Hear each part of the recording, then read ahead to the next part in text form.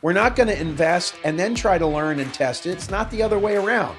It's learn, test, invest. The companies that win aren't necessarily the boldest. They're often the most disciplined, and the most thought out plans are put forth by them.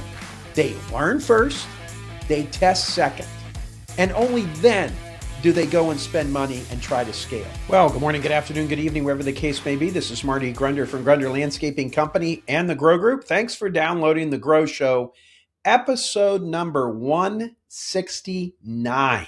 Wow, folks. And today we're going to talk about planning for 2027, something you should be thinking about now, not in December. It's going to be a nice conversation today on the Grow Show. But first, a reminder. You can get the latest edition of The Grow Show delivered to your phone, tablet, or computer by subscribing wherever you get your podcasts, or watch us on YouTube for an enhanced learning experience. The Grow Show is the greatest thing since my grandpa name. Yes, I am a grandpa. I'm almost afraid to share with you my grandpa name, as I don't want you to steal it if you're a grandpa or going to be a grandpa. But my grandpa name is Mulch, M-U-L-C-H. My grandkids call me Mulchy. My son-in-law, who lives in Connecticut, gave it to me after his sweet little daughter was born, my daughter's daughter.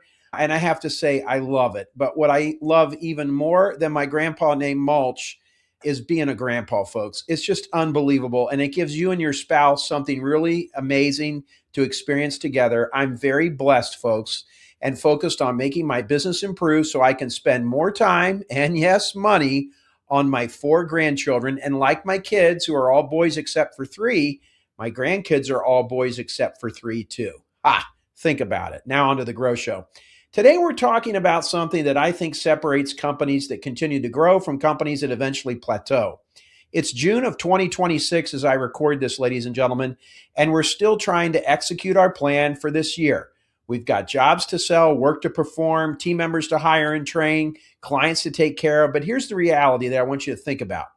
If all you're doing is working on 2026, you're already behind for 2027. The best companies are constantly asking, what's next?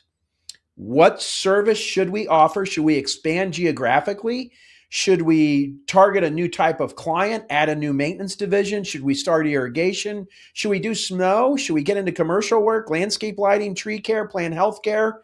The challenge isn't coming up with ideas, folks. The challenge is implementing those ideas without blowing up your business. And over the years, we've expanded services here at Grunder Landscaping Company. We opened a second location last year. We've grown divisions, and we've tried things that worked. And we've even tried things that didn't work, okay? And here's what I've learned, and that is that most successful expansions happen through a very simple 3-step, 1, 2, 3-step process. You can't just wing it, folks. That doesn't work. You got to lay out a plan. There are a lot of resources that are needed to win at the game of business. And if you want to grow one, there's a lot of work to do there too. It's not just poof, here we go, okay? It's a lot. And I do mean a lot. So step number 1, in honor of Mark Thompson, a great coach I have, he says the goal of every entrepreneur is to conduct consistent and constant low-risk experiments. So step number 1, low-risk experiments and training. Most owners of entrepreneurial endeavors, most owners of landscaping companies, they do exactly the wrong thing. They decide they're going to launch a new service and immediately spend money on new trucks, new equipment, a new building, new team members, and then they discover that they don't really know what they're doing. Instead, start small, start learning, start experimenting. Think of it as buying information. Before Grunder Landscaping Company ever scaled many of the services we offer today, we first had to learn how to do them. Now, that might mean sending people to training. That might mean visiting companies that are already doing it, ask them what went well, what didn't go well, what would you do if you had to do this all over again, attending conferences like Grow, okay? Bringing in consultants to help you and speed up the learning process, partnering with experts. When we got into lawn care, we partnered with Site One and their agronomic department to help us learn about that, doing a handful of trial projects in that area. The goal isn't profit at this point, folks. The goal is to learn. So I think what you have to ask yourself when you're considering adding another location or expanding your services, do clients actually want this? Are they going to write a check for this? Can we perform it profitably? What equipment is required? What skills are missing? How will we sell it? Again, who's going to write a check for it? We have looked at buying a mulch blower on a truck, which looks to be, if we bought a used one, maybe 300,000. If we bought a new one, could be as much as $500,000. We just don't think it makes sense. It might make sense for your business. I'm not here to tell you you're wrong. I'm just saying, like, that's something we have explored to try to help us be more efficient, and we don't see how it works. And you're doing a similar thing. You're gathering intelligence. And I think a lot of owners have a tendency to skip this stage because they're impatient. And I think one's strengths also are our weaknesses. Our desire to go for something, to just jump in feet first. A lot of times that works. But, the bigger you get, the longer you've been in business, why do that? Okay? Because this stage is often the cheapest part of the entire process, like experimenting and looking. So take some low risk experiments, look into this, think about it, do all the prep work. Step number 2, implement on a smaller scale once you've learned enough. Now it's time to test that business model. Notice I didn't say launch a division, I said test it. This is where owners, I've seen them get into trouble in our ACE groups. They see a little success and immediately go all in. I can't tell you how many times the owner of a landscaping company has told me they're doing something. Like, I remember an owner of a landscaping company say they were open a garden center because there wasn't a garden center around them and they knew that they would do well with it. Well, I get why logically you would think that since there isn't a garden center by you, you might be able to do it smartly because nobody else is there. But maybe the reason there's no garden center there is it doesn't work. Okay, so you've got to be careful. Instead of jumping in feet first, run a pilot program. Maybe you try it on 10 maintenance clients, your plant healthcare. You see what they decide to do. Maybe you want to buy a top dresser and start top dressing lawns with compost. Rent the top dresser, try it out, see how it works. That's quite frankly a service that we're looking at adding. When we've rented a top dresser, you know what the problem with a top dresser is? It breaks down all the time. Like, we don't know if that's a piece of equipment we want to buy. It's constantly getting clogged. It seems like it's trouble. Yeah, you could say, well, you're renting one that gets abused, so you'll buy a brand new one. It won't do that. I don't know. Like, crawl before you run, folks. Crawl before you walk before you run. Bid a few commercial projects if you're looking into commercial maintenance. Can you get them? Are you even competitive? Service in a market. Before we went to Cincinnati, we began to sell some work down there, and we got $1.5 million in work in Cincinnati before we even opened up our branch. Now, we need a lot more than $1.5 million in Cincinnati to make that branch pay for itself, but we did have some critical mass that we could move down there and get started. Maybe you add one crew, maybe you assign a team leader to something. Keep the experiment manageable and watch the data and be careful and temper your enthusiasm. Like, look at the results and the data. Again, in our lawn care thing, that's what we did. We tried it out for 2 full seasons. We tried it out and saw what worked, what didn't work. We had a kind of a crappy setup. It was a flatbed truck with a trailer that pulled the little lawn buggy, and we got some other things and we tried it, and we found a lot about what we were doing and what was wrong and what was good before we went out and went in full scale like we are now. At this stage, folks, you're looking for patterns, and questions that should be asked are things like, can we consistently sell this work? Will the client pay? Will our existing client base pay for it? Can we perform it in a quality standard that we want? We're looking at masonry work. Like, masons are becoming like really hard to find. And we have one awesome one, but after that guy, it's hard for us to find him. So we're thinking about sending some of our workers to learn how to do masonry and do it. And we're going to try a couple things, maybe do a couple walls around the office here, maybe do a wall at my house, a wall at Seth's house, a wall at Vince's house. Okay, what are the margins? Where are we? What operational problems keep showing up? Before we got into snow in a big way, we had vetted that very heavily, talked to some very big operators. What do you like? What don't you like? What is so hard? What are the biggest challenges? Where are they? What systems are missing? The goal is repetition, folks. One successful project doesn't prove anything. 20 projects start to tell a story.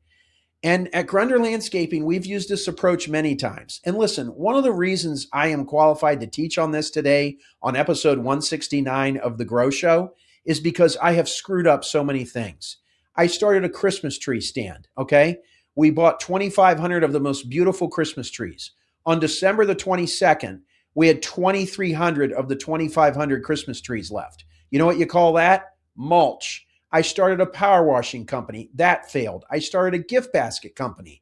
I mean, why in the world I ever started a gift basket company is beyond me. That lost. I've learned this the hard way, folks. So instead of betting the company, we test things first. It helps us see a lot of things we otherwise would not have been prepared to deal with, like with our Grunder Lawn Care division and what we're doing there. We wanted to learn while the consequences were still small. Mistakes are tuition, folks. I love that line. Mistakes are tuition. But let's keep that tuition affordable, okay? And by all means, seek out others who have done what you're trying to do here. Get in one of our peer groups at our ACEs. Visit another business. Come to Grow. Come out here to a field trip. The next one is in August. Come see me for a day and a half. You don't have to do this on your own, folks. Talk to your banker. Talk to other ones. Put it in Chat GPT it, Google it. You're going to need all kinds of people's help to make a new market or a new endeavor successful. Talk to the city, the city administrators in the area you want to locate in, and see if there's a program that makes you locating there desirable. Before we opened up our Cincinnati office, we went and spoke to some communities. We ended up running into a business loan program through the state of Ohio that saved us a tremendous amount of money by looking. There's all this stuff you should do, all right? You can get involved in a peer group and you can ask around. You can find out. You can talk to your facilitator in our peer group if you're already in there. I can't tell you how many people have come to our shop here that said they're buying a piece of property and going to build a new shop, and they wanted to know from me what I've done, what I would do differently. We just had a field trip last week, and there was Tom and Tom in here from Toronto, Canada, and they're building a new shop, and they were asking me what we would do differently next time. That is so smart, folks. So step number 3 after the first 2, expand and invest. And this is the fun part, because once you've proven the concept and you believe your customers will write a check for it, now's the time to commit. And when I say commit, I mean commit, because this is where companies finally earn the right to spend their money. But notice the order. We're going to do some learning. We're going to do some low risk experiments, and then we're going to invest. We're not going to invest and then try to learn and test it. It's not the other way around. It's learn, test, invest. Learn, test, invest. Before Aspire, I had hundreds of spreadsheets running in my organization. It was crazy. That's right, hundreds. We had an entire office dedicated to filing cabinets. Now I run everything on one platform built specifically for landscape professionals. My team works better, I have more visibility across the entire business, and nothing falls through the cracks. Ladies and gentlemen, running a landscaping company without Aspire is like driving a car with no dashboard. You're moving, but you have no idea where you're going. And I know where I'm going now. If you want the same clarity in your business, check out youraspire.com.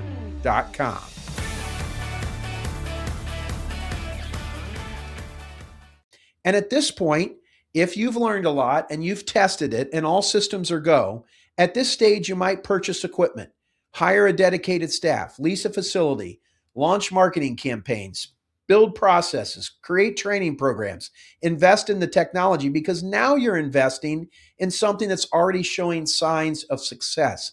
The risk hasn't disappeared, but it's been dramatically reduced, and you have all kinds of lessons. And here's the key part.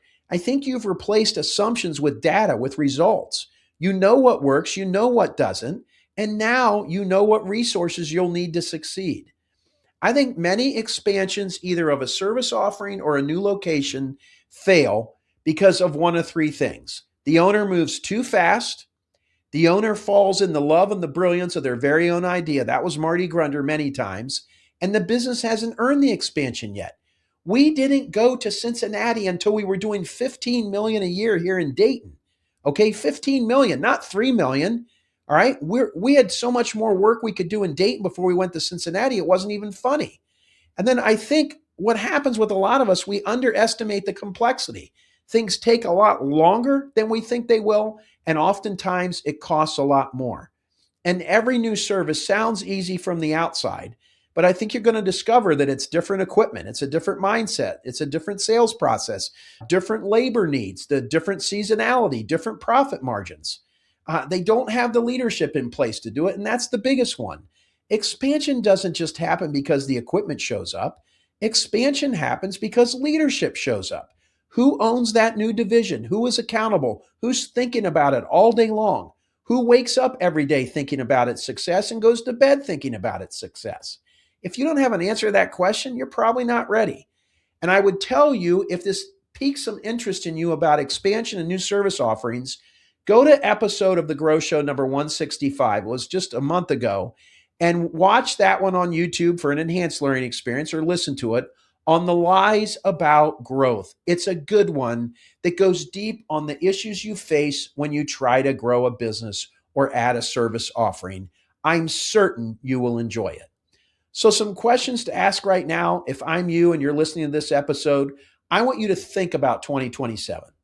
I want you to ask yourself, what could be new? Is it a new service? Is it a new location? Is it a new customer segment? Is it a new revenue stream? What is it? And what learning should I start right now? Where should I start trying to vet this out and see if this is something I should do? What conference could I go to? Who could I talk to? Should I join one of Marty's peer groups? Which company should I go visit? Who could I learn from? What books could I read? What can I find out on ChatGPT? What pilot program could I launch? What's the smallest way I could launch this to discover if it might work or not? How am I going to measure it? Something that lets you learn. Because if you wait to January to start planning for next year, you're too late, folks.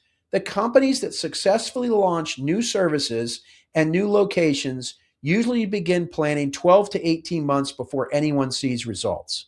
At the end of the day, folks, as we wrap up this edition of The Grow Show, growth isn't about making bigger bets. It's about making smarter bets. The companies that win aren't necessarily the boldest. They're often the most disciplined, and the most thought out plans are put forth by them. They learn first, they test second. Learn first, test second. And only then do they go and spend money and try to scale. So if you're executing your 2026 plan, make sure you're also setting the stage for 2027, and ask yourself, what's going to be new? And more importantly, what can I start learning about today so I'm ready for tomorrow? And here's a last antidote to maybe motivate you to look for other service offerings and to find possibly another location if you're far enough along in your business. Our mission statement here at Grunder Landscaping Company is to create opportunities for our team to grow and succeed by enhancing the beauty and value of every client's property while exceeding their expectations every step of the way. The best reason to grow a company, as my longtime pal and mentor Mike Rory said about 10 years ago over a bowl of clam chowder at Mitchell's Fish House in Cincinnati, Ohio, he told me, Marty, the best reason to grow a company is you have so many good people, they're pushing you. And if you don't create opportunities for them to realize their dreams, for them to make more money, for them to be more successful, they're going to leave. So growth is really a career path for someone. It's a reason for them to stick with you and get excited about it, okay? I also know one thing that you can do to help here. Come to one of our field trips. Over 500 companies have gone through this one-of-a-kind learning experience now in the last 20 years. I promise you, if you come see me here at Grunder Landscaping Company, you will not be disappointed. We will share our successes and failures in the last 42 years with you in a way that is fun, motivating, and educational. I'm telling you, this is a life-changing event. Come see me. We sell most of them out, so don't dilly-dally around. Doesn't matter if you're $500,000 in sales or $60 million in sales, we can help you. So sign up today while it's fresh in your mind. Well, that's going to do it for this week's edition of The Grow Show. If you haven't done so already, subscribe to The Grow Show. And if you can, give it a rating or share a comment. That helps more success-minded landscape professionals find us. And if you really want to help us, take out your phone right now and forward this edition to a team member or some landscape pro you know. That helps more success-minded landscapers find us. Thanks for joining us on The Grow Show this week. We'll talk to you next week. Join Marty and the Grow Group team at Grunder Landscaping Company this year. We host GLC field trip events at our living laboratory, Grunder Landscaping Company, where we show you how we operate and how you can too. This event features small groups so you get the one-on-one attention you need, and features a full 27 hours on site at GLC, where we dive deep into everything from operations to sales to administration. Find more information and sign up at growgroupinc.com, and do it quickly. These events sell out every year.